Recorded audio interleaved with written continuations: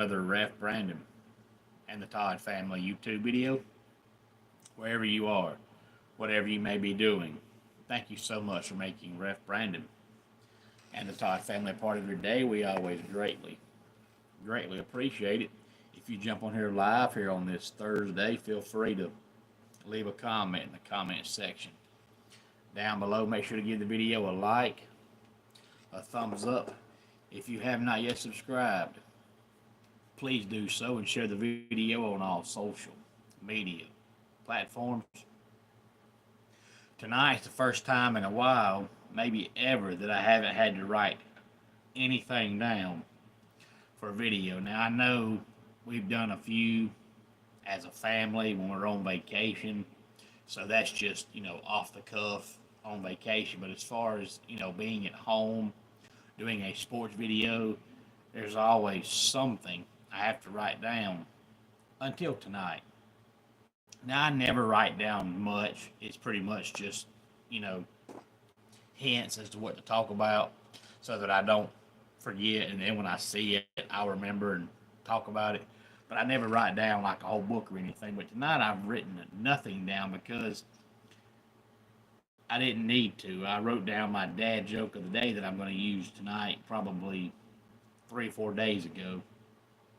And outside of that, this is what I've been talking about wanting to do before Saturday gets here, and that is run down my list of all my predictions for the 2025 college football season. Now, this dates back to April, I think, when I first started. So if I forget somebody, I totally apologize. And if you're watching this video and you know that I have forgotten to write somebody down, please let me know. But, I wrote them down. I've got 19 college predictions and 1 NFL prediction because I did a Atlanta Falcons preview probably June maybe. But I wrote down my first 4 predictions, and then I did like 8 or 9 predictions after that and had completely forgot that I wasn't writing them down. So when I got the paperback out, I had to go by memorization. So there's a chance I have forgotten somebody.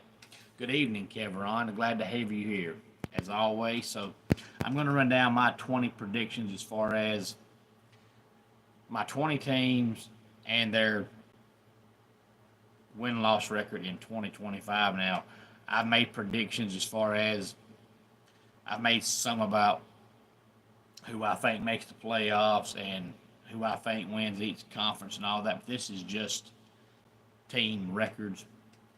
I want to do it before Saturday because the season starts on Saturday. Granted, it's only 5 or 6 games, but it's still college football.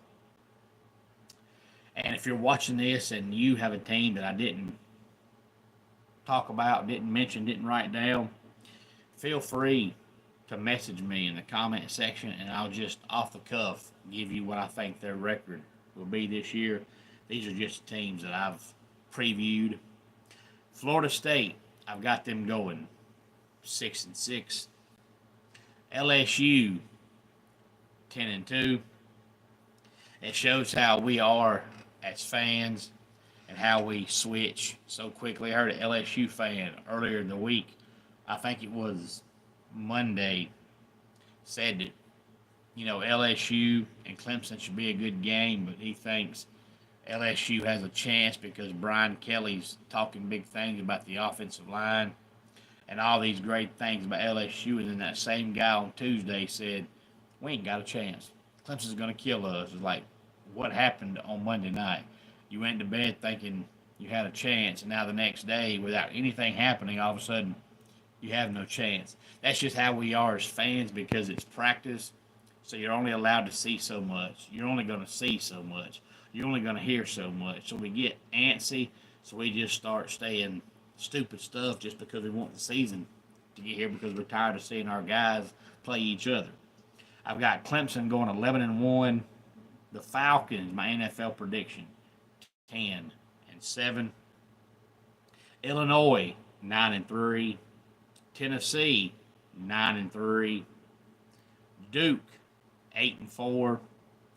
Auburn 7-5, West Virginia 8-4, Michigan 9-3, Texas Tech 11-1, North Carolina 6-6, Florida 7-5, Kansas State 8-4, South Carolina 7-5, Miami 9-3, Wake Forest 7-5, Iowa, who I just did a couple of days ago, 8-4, Alabama 9-3, and Oklahoma State 9-7. And Oklahoma State's the only team that I previewed that I think has a losing record, and of course it's 5-7. So it's not like they're as bad as last year. 5-7 is not far from 500, but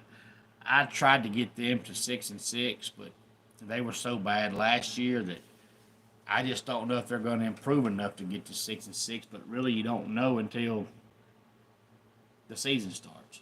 But based on what I saw last year, and based on what I seen Mike Gundy say at Big 12 Media Days, and Mike Gundy's reaction, the way he was sitting and looking, he's aged 20 years since last year. So that pretty much tells me that Mike Gundy doesn't think they're going to be that good. So that's why I got them at 5-7. But now, Clemson was the only team on this list that I think is for sure, according to most people, a playoff team. Now, I don't count Texas Tech. Now, I've got Texas Tech going 11-1. If they go 11-1, they're in the playoffs. But that's my prediction. But some people have Arizona State winning the Big 12. Some have Baylor winning the Big 12. Some have Utah. Some have Kansas State. And the Big 12 generally only gets one team in. Hey there, Eddie. Good evening to you. You're just in time to hear me run down all of my predictions for the college football season as far as my team win-loss records. I had 20 altogether. Eddie, 19 in college and 1 in the NFL. But Big 12 generally only gets one playoff team in. So if Texas Tech does go 11-1, they'll get in. But if they don't win the Big 12, they probably won't get in. Hey there, Corey. Glad to have you here. But outside of Clemson, that's the only for sure playoff team that I did. Now, of course, Clemson might not make the playoffs, but I think according to everybody, they're going to get in. And when I do my record predictions, I try to not do playoff teams because, most of the time, if you do Georgia, or you do Texas, or you do Oregon, or you do Ohio State, or Notre Dame, any team that are perennial playoff teams every year, what's the point? Whether they go 11-1 or 10-2, they're in the playoffs. Who cares? And playoffs is what you play for. So as long as you get there, the record don't matter. So I try to stay away from those teams because to me it's automatic. Hey, they're a playoff team.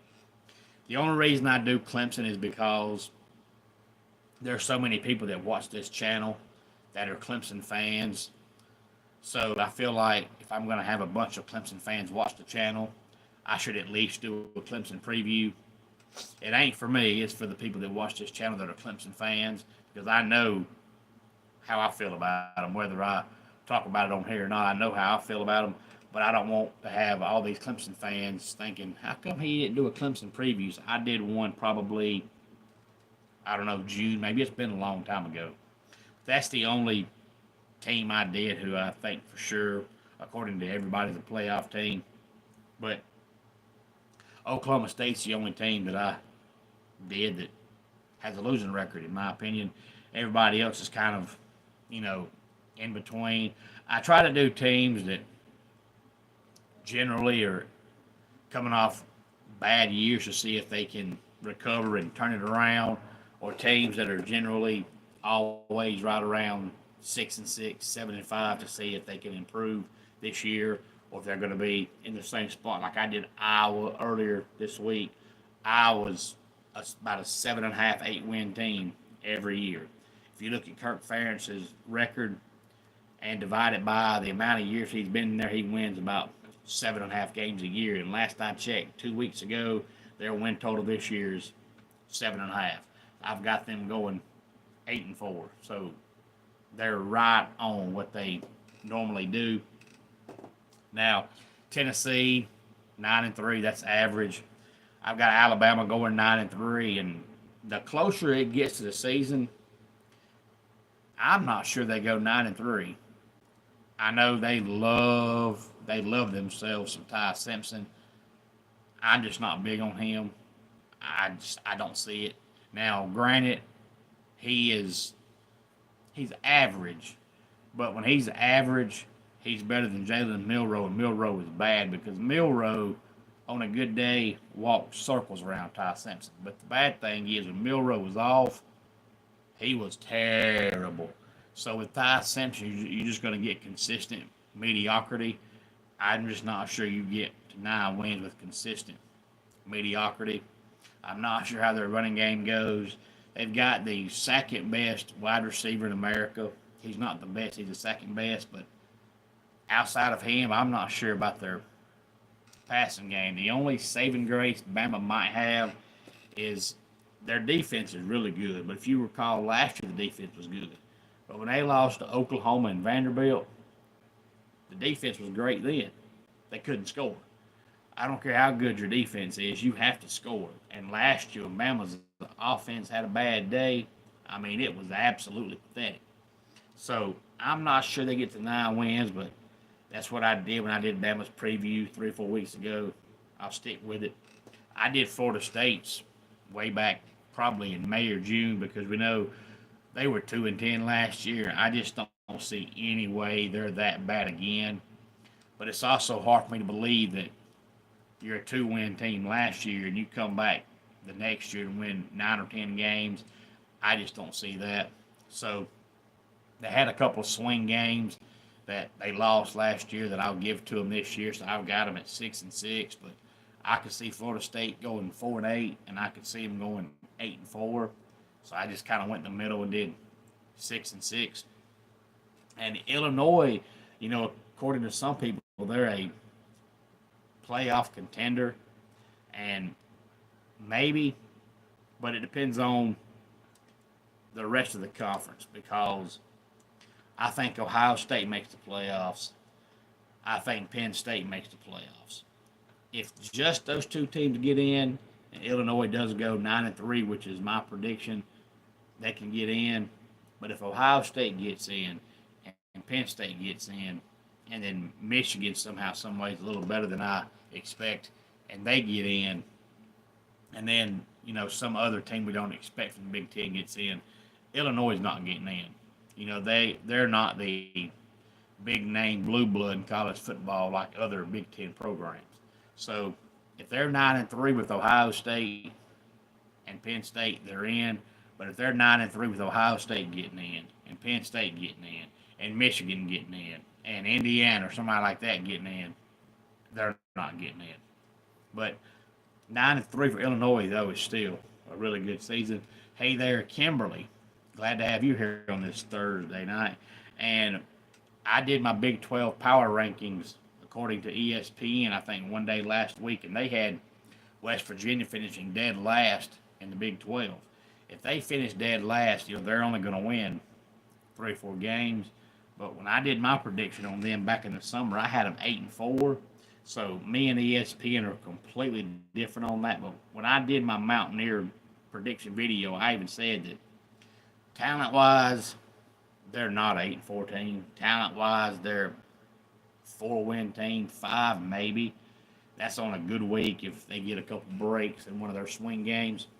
But I've just seen Rich Rodriguez before, and I know what he can do, so I've got confidence in him. But you look at their roster, and they're about a 4-win team, 5 maybe, so they might be the worst team on paper in the Big 12, but I think they're going to win a couple games they're not supposed to win. And North Carolina, to me, I'm still not sure about the quarterback. That's why I've got them at 6-6, because last year they played 3 guys. All 3 of them sucked. This year it looks like they're going to go with the South Alabama transfer, the lefty, who was great at South Alabama, but Is that going to translate to Chapel Hill? We don't know. Plus, I'm still not sure about how good of a coach Bill Belichick is. I'll see more about North Carolina coming up on Labor Day night when they play TCU, because to me, TCU is middle of the pack in the Big 12. I'd probably have them sixth. Matter of fact, I did my own personal Big 12 power rankings a couple weeks ago, and TCU's not in my top five, so they're the sixth best team in the Big 12 at best. If North Carolina beats them, they may be a little better than I am thinking. But if they play TCU and they get destroyed, then they're about a 6-6 team, which is what I think they will be. Florida, I've got 7-5, but you know, injuries happen. There's never been a team in the history of any sport, whether it's baseball, basketball, football, anywhere, that has stayed healthy all year long. It just does not happen. That's why I hate when a team loses and they say, man, we lost because our receiver was hurt. Who cares? I guarantee the team you play that beat you had somebody out too. But the quarterback is totally different. Quarterback is the one position that you can say, oh, wait a minute, never mind. You know, when I did my Florida video, I've got him at 7-5, which is still just average. But DJ Lagway has been hurt like 9 times this spring and summer, and he missed practice earlier this week. If DJ Lagway misses time, Florida's not going 7-5. It's just not happening. But I think if he can stay healthy, they can go 7-5. And Okie Light, I know they have a great quarterback, but in my opinion, you can have a great quarterback, but you've got to have pieces around him. And on both sides of the ball, outside of the quarterback, I think TCU is a great team. But they're just great at quarterback. I think Texas Tech's better. I think Utah's better. I think Arizona State's better. I think Baylor's better. And that right there's 4 losses. And if they just lose those 4 games, that's 4 losses in the Big 12. So you're behind all 4 teams I just mentioned. Maybe they're better than I think they are. But ever since their loss to Georgia in the national championship game, I have just not been impressed with TCU. And I agree they got a great quarterback, but that's all I see. Unless he's going to run the ball every down or throw to himself, they just got to have pieces around him. And I don't see it. I think Sonny Dykes came in, had a great team, won with that team, and he just has not been able to build on it at all. But I do think TCU beats North Carolina. But will they beat them by 3 or will they beat them by 20? I don't know. But I do think TCU will beat North Carolina. I just don't see how North Carolina is going to consistently score. You know, you had the best running back in America last year, and he was getting the ball 25 times a game because you couldn't throw, and you still couldn't score. And this South Alabama transfer they've got coming in, he's an upgrade from Max Johnson, but he's not a huge upgrade. So I just don't see how North Carolina scores more than 20 points a game. And this day and time with football being all about offense, you're not scoring 20 points a game and winning too many games. Wake Forest is probably the one team that I've got that surprises most people because I've got them 7-5, but most of the ACC power rankings I saw had Wake Forest either last or next to last in the conference, which puts them at 3-4 wins. I've got them at 7, only because there's a couple of games that most people think they lose that I think they win because that coach is a winner. And everywhere he's gone, he's won, and he pretty much brought the entire offensive line from Washington State with him. So I think Wake Forest will be fine up front. And as long as they can run the ball, they'll be competitive. And I think their line's good enough where they can run the ball. So I think there's going to be a couple of games that everybody else think Wake Forest loses that I think they win. Not because I think Wake Forest is great, but there's a couple teams on their schedule that everybody else thinks is really good that I just don't see. And South Carolina, I had 7-5 only because they were 9-3 last year, but if you recall, they had a bunch of games that could have gone either way. That South Carolina was lucky to get the win in, and I just don't think they've improved much on either side of the ball. So there's no way that I believe 2 straight years every close game goes your way. A couple of games last year that went their way, I don't think they go their way this year. But the main problem with South Carolina is Lenore Sellers is a phenomenal quarterback. And if they had a legitimate wide receiver room, he could compete for the Heisman Trophy. He'd never win it in Columbia, South Carolina, but he could compete with it and at least be, one of the Final Four, Final Five. But South Carolina has no wide receivers. They can't throw the ball. And you're not going to throw for $150 a game and win the Heisman Trophy. And their leading receiver this year might be a tight end because they have nobody to throw the ball to. Now, Nick Harbor, I think that's his name, is the fastest runner I've ever seen. I mean, dude can flat out fly. But the problem is, last year he couldn't catch. So, unless something's changed, you can't trust him. But even if he can catch, you can't throw the ball to him 40 times a game. And they just have no wide receivers. And they lost all their key talent on defense except one guy. And I just don't see how you lose all your key talent on defense and be just as good. I just don't see it. They're not going to be a lot worse, but they're going to be a little bit worse. You get a little worse on offense, a little worse on defense. A couple of those swing games that you won last year, you lose this year. And no, I didn't talk about Vatek Okie Light only because I thought about it, because there was a lot of talk last year their coach was going to get fired. He didn't. They decided to bring him back for whatever reason. I don't know. The people in Blacksburg are probably, clamoring now for Justin Fuente to come back because he was at least a 6.5, 7-win coach. With Brent Pry there, they can't even get to 6 wins.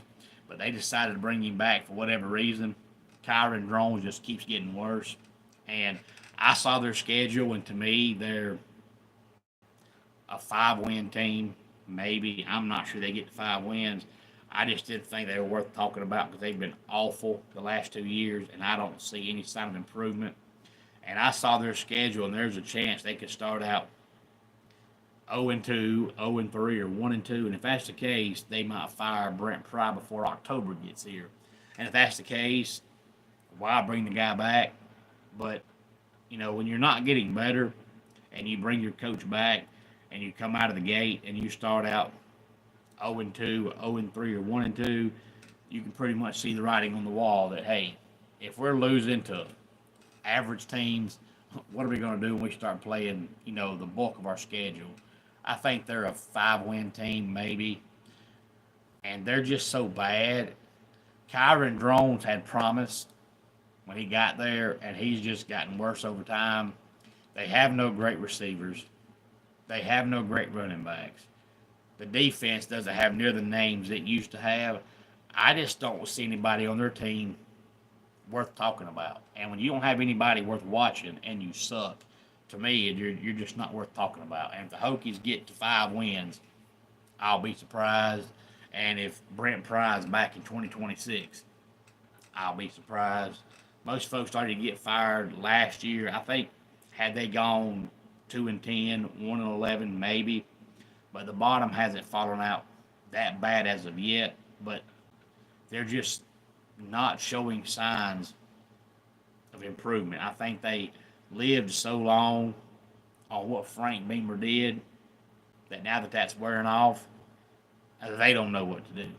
And they're in a part of the country where there's just not a lot of high school talent that's great. I mean, you got plenty of high school kids that are good enough to play for, Liberty and, William and Mary and Elon and, programs like that. But there's not a lot of great high school talent that's good enough to play for Virginia Tech. So when you don't have a lot of great talent in your area, you have to go out and poach them from other cities and states. And when you suck the last couple of years and your coach is terrible, there's really no reason that they're going to be enticed to come there. So I think the folks in Blacksburg are kind of in for a long year. Now, of course, there's already a rumor that when Brent Pry gets fired, Shane's going to leave South Carolina and go there. I don't know if that's true or not. If I'm Shane Beamer, now, of course, if the Gamecocks fire you, then yeah, you take the job. But if I'm Shane Beamer and the people in Columbia don't run me off, there's no way I'm leaving South Carolina and going to Virginia Tech. Now, granted, South Carolina is not winning a national title anytime soon, but neither is Virginia Tech.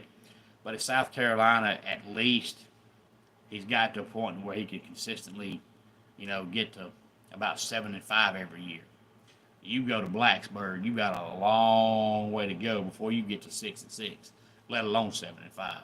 And you're probably going to make more money at South Carolina. So if I'm Shane Beamer, there's no way I'm leaving Columbia to go to Blacksburg. But, you're the son of the guy that got them there. Not the promised land, but, close and made them relevant. I mean, they won 10 games for like 20 straight years, and now they can't get 10 wins in 2 years. So, of course, it makes sense that you would go after his son.